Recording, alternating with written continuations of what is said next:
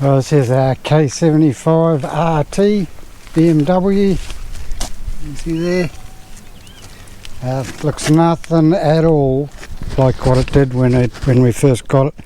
It's we pulled all the fairings off it, stripped it right down, and started from scratch again.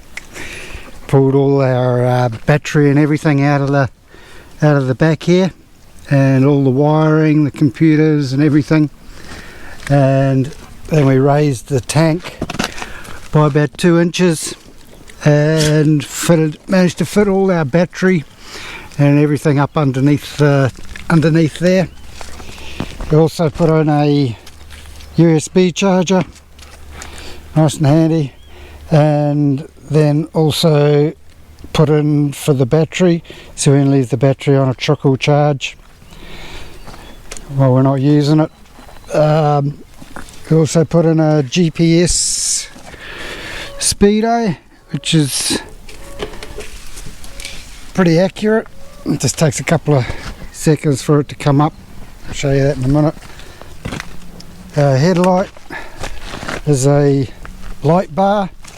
It's all legal because we've slotted the edges in here, so you can, the bottom and the top one a high beam and the middle one's a low beam, so you can face them in the right direction, so you can get your COF or warrant of fitness. The aftermarket bar ends, as you can see, we've got a bit of a graze on them already, on there and on there.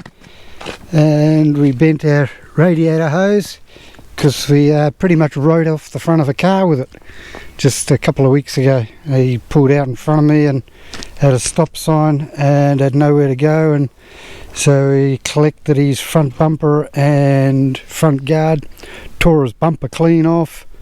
That's a testament to how well built these BMWs are, and plus having no fairing and all that on, we did pretty much no damage. Just a couple of grazes here and there, but yeah, picked it up and carried on, and he had to pick up all these bits and pieces and put them in his car to go home. The filter, it's really good, but in the rain, when it's really pouring down rain, if you're going through like 50k areas, you can get a little bit of water build up in the bottom here, and then when you go and give it to it when you come out of town, it sucks a little bit of water up. So what we might do, we might drill a hole just in the bottom here just to let it drain out. The other thing we've done is we've pulled all the airbox out of it, but we've had to leave the flow meter in there to work the fuel injection. We stuck a chain in here that there's actually welded on the back half, so it holds all that in place. Our aftermarket tail light there, and indicators like that. You can see those indicators going, and the other one, stoplight. I might have to use the bottom one, I think. Oh, now what's going on? Oh, just lift it up on the bottom one. The foot brakes, yeah, there we go. It's a little bit touchy. Just need a new spring on, I think. This here is actually made out of an old helmet, an old motocross helmet, cut up and fixed it on. Aftermarket exhaust. That was made by a mate of mine, and just stuck a few extra bits on like that there. Our number plate up under there. The police aren't too happy with it, but they didn't actually tell me to change it.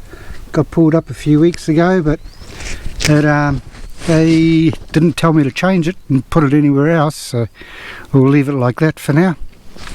Had to make up the new manifold for it to fit the new air system on. That was most probably the trickiest part of the whole job, was making up that little, that's made out of stainless steel. Yeah, put the key into the little hole where the clip for part of the fairing used to go into that hole, so I just drilled it out a bit bigger and put the key in there.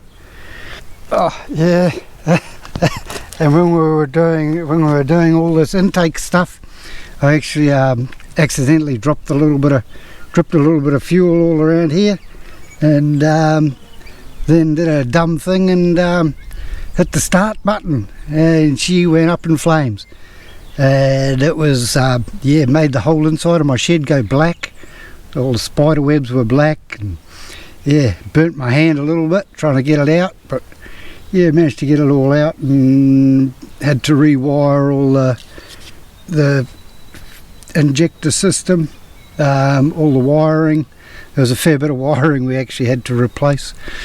That was a bit of a bad buzz. Speedo still hasn't come back up yet. This usually comes back up pretty quick, but usually within about a minute or so it usually comes back up and shows you your speed and everything. You probably have to be moving.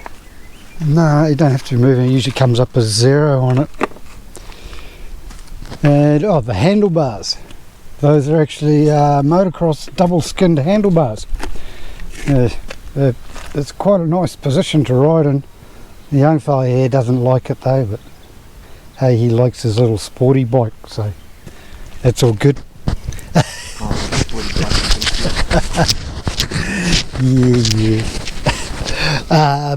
The back tyre, absolutely hate that back tyre. It looks good on the bike, but nah, no good for cornering in the wet. It's all right in the dry, but pretty dodgy in the wet. Had a mate do the fuel tank, did the paint job on it. He does a few of them like that. He's got another one similar to this, the K1, and he's painted it the same as this, but in a bronzy sort of colour. Everybody that sees it says, it looks like something out of Mad Max. The coolant overflow, I used to have a clear Skull bottle sitting in there that was full with the green coolant. That actually looked really good, but that was the other thing that got broken during the accident that we had, so I've just put a V bottle in there. And this centre tube here comes from the radiator, goes down into the bottom of the bottle, and then this one here is just the overflow from that bottle, so that bottle just goes up and down, as you can see. Cool bike, and it doesn't matter if you drop it because there's not all the crap all over it to break. She's pretty strong and sturdy. Good fun bike to ride. And there's our stand as well. We made it out of an 11/8 spanner and a 13mm spanner. As you can see, it goes up, folds up there nice and perfectly back into place. That took a fair bit of working out too to get that just right. It works good, looks good too. Better than spending a couple of $100 on buying the new one, because that just fell off one day. We were out on a ride, never had it off before, never had any trouble with it before, and went to stand it, put the stand down, and when we got to our destination, and hello, no stand. So I had to tie it up to the horse rail, and that worked all good though.